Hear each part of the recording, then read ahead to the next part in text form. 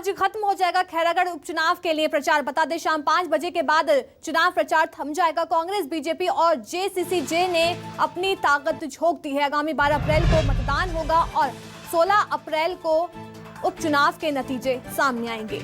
आज शाम 5 बजे के बाद चुनाव प्रचार जो है वो थम जाएगा। बता दें कांग्रेस, बीजेपी, जेसीसी-जे ने अपनी ताकत एक तरह से झोंक दी है। बता दें आगामी 12 अप्रैल को मतदान होगा और 16 अप्रैल को उपचुनाव के नतीजे आएंगे।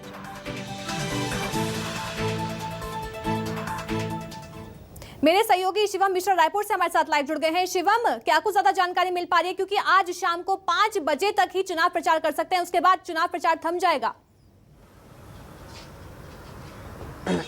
बिल्कुल ईशा, देखिए निश्चित रूप से छत्तीसगढ़ के खैरागढ़ विधानसभा के उपचुनाव का जो शोरगुल है वो आज थम जाएगा। शाम 5 बजे तक ही जो है तमाम पार्टियां जो है अपना चुनाव प्रचार प्रसार कर सकेंगी और 5 बजे के बाद खैरागढ़ में पूरे तरीके से चुनाव का जो एक शोर है, एक जो कैंपेनिंग का कार्यक्रम है वो पूरी तरीके से थम जाएगा। बता दें कि 3 ही पार्टी का जो है यहाँ पर मुख्य रूप से मुकाबला देखने को मिल रहा है, चाहे वो कांग्रेस, भाजपा या फिर जनता कांग्रेस जोगी हो। सभी प्रत्याशी शाम 5 बजे तक अपने अपने पक्ष में वोटिंग करने के लिए मतदाताओं को जो है वहां पर मुलाकात करने वाले हैं और तमाम कार्यक्रम करने वाले हैं और उसके बाद चुनाव प्रचार प्रसार पूरे तरीके से थम जाएगा और आगामी 12 अप्रैल को मतदान होना है और आगामी 16 अप्रैल को उपचुनाव का रिजल्ट आना है, यानी कि उस दिन मतगणना भी होनी है। जी शिवम, देखिए तीनों पार्टी अपनी ताकत झोंकती हुई नजर आई है। सीएम शिवराज सिंह चौहान भी पहुंचे खैरागढ़, उन्होंने रोड शो किया, जनसभाओं को संबोधित किया। सीएम भूपेश बघेल भी लगातार वहां पर प्रचार प्रसार करने में लगे हुए थे। जेसीसी-जी की बात करें तो वो थोड़े कम जो सामने बढ़ चढ़ कर आई जनसभा करने के लिए। अगर कांटे की टक्कर की बात करें तो कांटे की टक्कर किन किन पार्टियों के बीच हो रही है इस समय और किसके पक्ष में वोट जा सकता है, क्योंकि छत्तीसगढ़ में खुद कांग्रेस की सरकार है, तो क्या कांग्रेस के पक्ष में वोट जाएगा?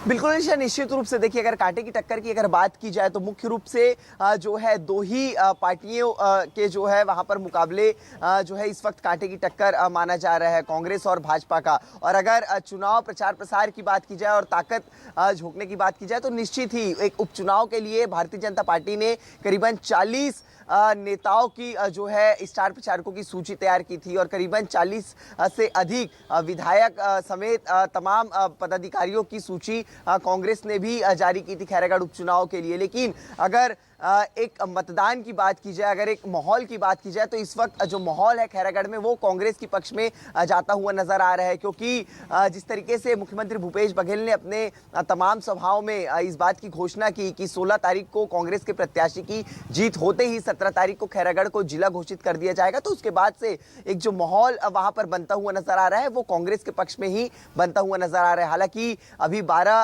अप्रैल को मतदान है और दोनों ही पार्टी के बड़े नेता और कार्यकर्ता जो है वहां पर लंबे समय से पहुंचे हुए हैं और लगातार कैंपेनिंग कर रहे हैं। एक एक जिला अगर बात की जाए रूरल एरिया में या फिर बात की जाए शहरी इलाकों में, तो तमाम जगहों पर दोनों ही पार्टी के नेता पहुंच रहे हैं। 12 तारीख को मतदान है तो उसके बाद ही स्थिति साफ हो पाएगी कि आखिरकार जीत किस प्रत्याशी की हो रही है। जी बिल्कुल, 16 अप्रैल का इंतजार करना होगा कि किसके पक्ष में वोट जाता है। बहुत बहुत शुक्रिया शिवम तमाम जानकारी देने के लिए।